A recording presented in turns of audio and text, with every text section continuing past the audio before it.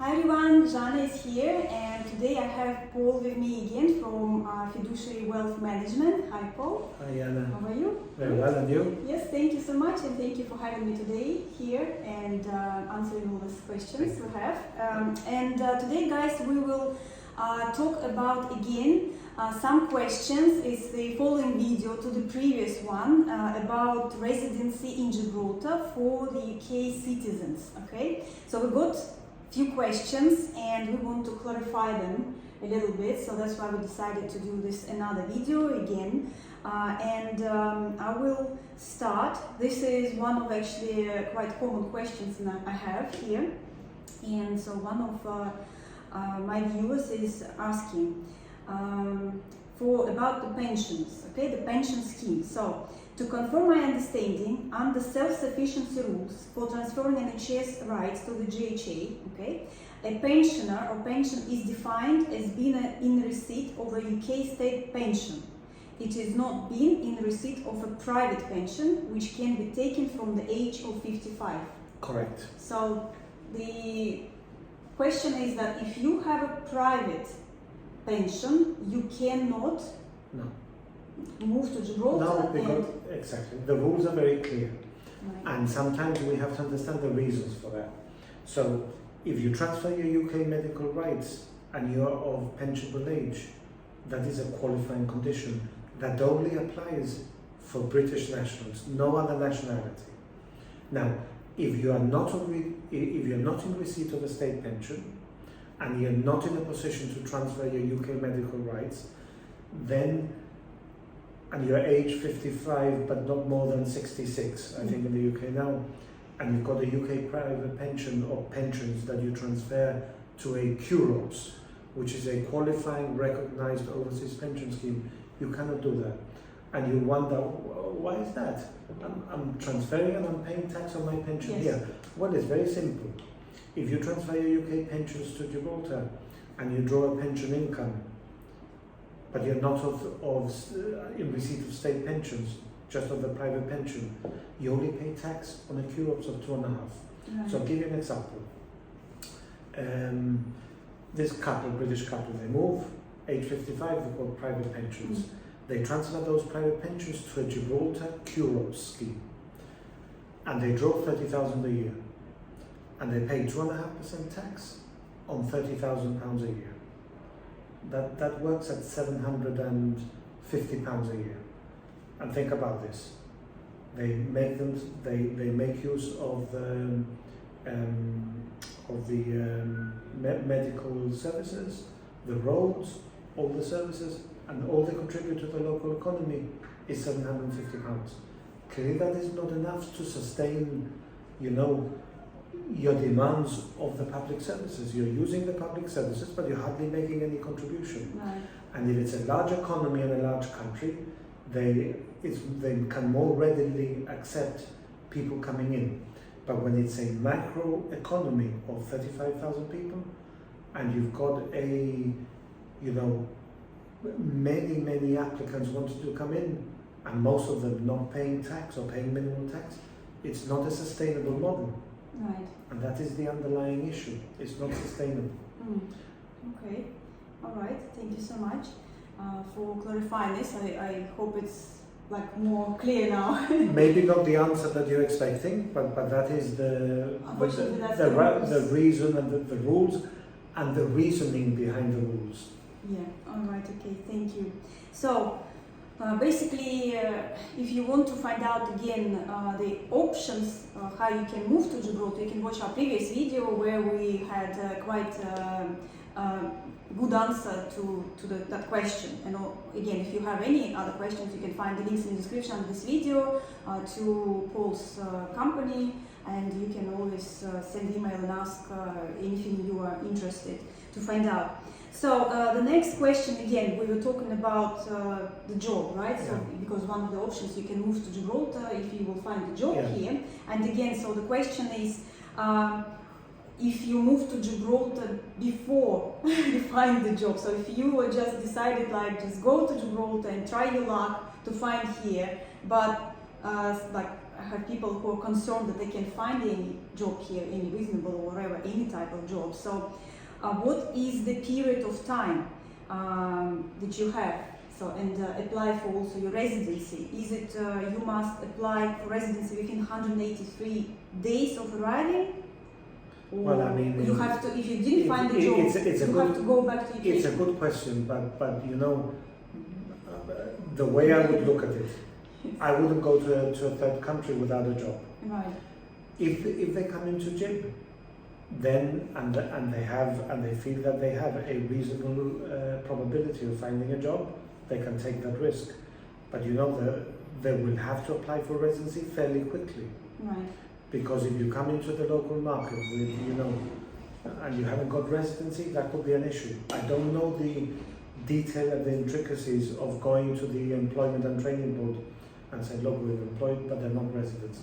I assume it's not a problem, and they'll have a window, and I would think that 183 days. I can't give you a clearer response to that. Right.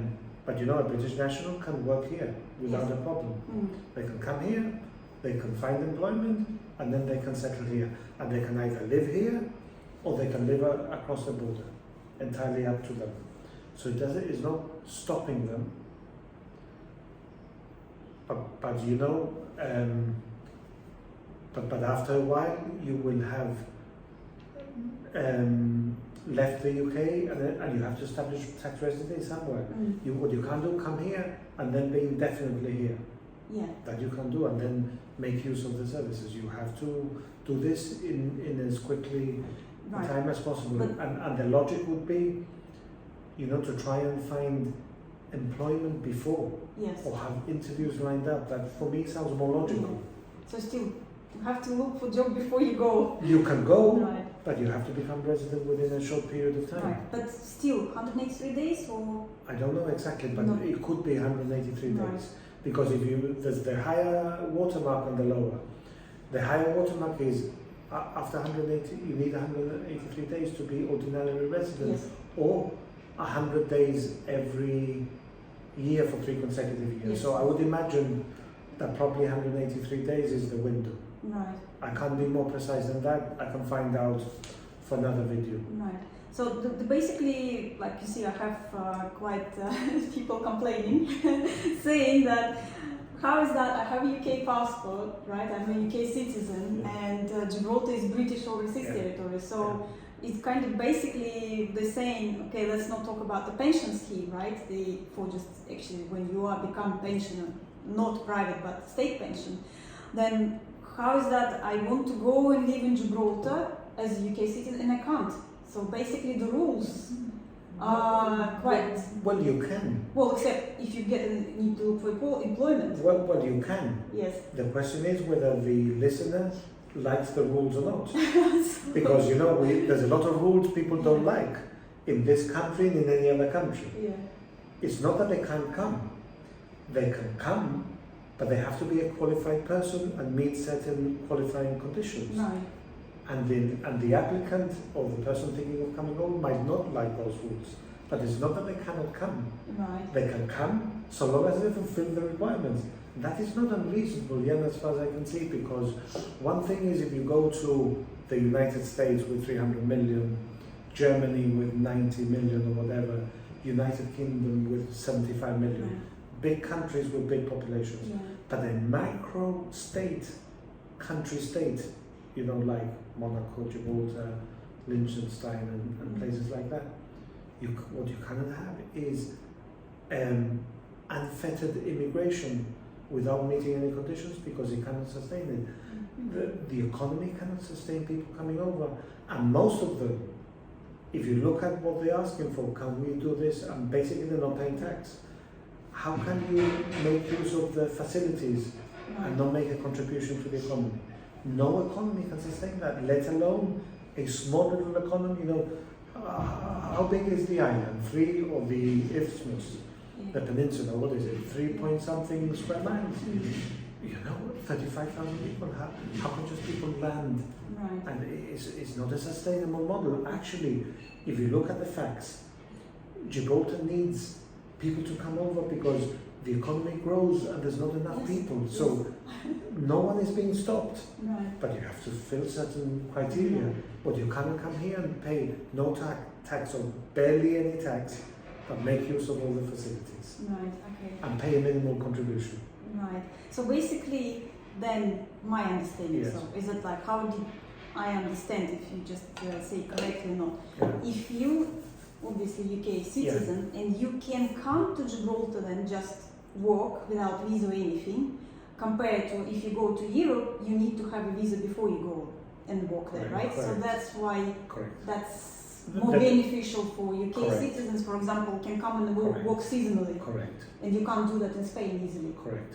So that's Absolutely. that's how I understand Yes. now. Yeah, that's a good way of explaining it. That's what I think Yeah, that there's no requirement. clarifying to people. Yeah, no, if it's- they go to Spain, they need to have visa before Correct. they go to work. And here you don't need a And visa. here you can. So you're not being stopped from coming, Yes, and walking or And- obviously and without walking. visa, but you have to fulfill But- certain criteria. but you still have the. Like any other country, and you know, you can go anywhere and you go, I like this, I don't like this. Right. Yeah. Okay, but So that's, basically, I think that's the answer. that's the answer. And but I can feel and understand the pain that people suffer. I'm British, why can't I go? I get that. Yes. I That's what I completely get. understand it. Yeah. But if I look at it from Yeah. both sides, you know, I can understand the British national say, but why can't I go there? I'm a British national. I Yeah. agree. But I can also see it from the Gibraltar side, you know, it can't be uncontrolled immigration. Right. And if someone wants to come, there has to be some qualifying conditions. And they have to make some contribution to the economy. Otherwise, it's you know, like you want a freebie. And there's no Yeah. freebie in life, you know. And small economies can't absorb people coming over but with no tax Right. or paying barely anything. Yeah. It just doesn't work. Right. But Gibraltar still need people to work here. They need workers more. They people need working they need sector. skilled individuals depending on the sector. Yeah. Some more skilled, some less skilled, Right. because the economy cannot grow without having no economy grows if the economy is growing, but you can't grow your workforce because you have a declining or aging population, or you can't allow immigrants, the economy stops growing because you can't drive that growth. Right. So it's not an impediment to coming over, it's just the steps. So basically, that's also the answers. The other Yeah. question about if you, for example, have a property Yes, and you are like letting it out, Yeah. like whatever holiday makers Yeah. or like long term, and you still make profit from it and you still pay tax, but it's not enough again. So that's why there is no scheme like this. also. we've had that question asked before, and Yeah. we've gone to the authorities and asked, they said no. Yeah. The answer is no, and I don't know the reasons, Right. but I can imagine. Let's say that someone comes here, pays no tax because they've just got pensions, paying barely any tax, and they're not in employment, not paying tax Yeah. either, and they buy a property and then they buy another one and they rent it out. Yes. Difficult to control, because let's say that they've got an Airbnb and they drive 15,000 income a year, Right. and then you've got expenses to set off. Yes. You look at your personal allowances, you might end up paying no tax or paying barely any tax. Right. So it's the same thing. It's like not contributing. You're not contributing to the economy. But How? don't you bring tourists in? They stay in your flat. but You give them accommodation. But the tourists come anyway. Oh, they do, yes. The tourists come anyway. It's not because Mrs. If and they have nowhere to stay. It's not because Mrs. and Mrs. Jones from Cardiff have come here, bought a property and bought an Airbnb, and then tourists come. I'd like to come to Gibraltar. No, they're coming anyway. You know, we're trying to bend the rules. Right. The rules are there for a reason. I can understand Yeah. why they're there. I know it's rules at this moment, but Because maybe we've had clients. clients. No, we've had clients asking that question, and we've asked Yeah. because we want to get them residency, Yeah. and they haven't given an explanation. But then when I sit back and I reflect, and I go, why wouldn't they do it? Yeah. And it becomes complex. What is enough rental income? Yes. What type of properties should we allow for rental? Which don't? And then it becomes 25,000 rules that no one understands. Yeah. Too complex. You Yeah. want to come here, pay the taxes and contribute. If you don't, that's fine. Right. Okay. Or come here and work, and you pay your taxes, and that's fine.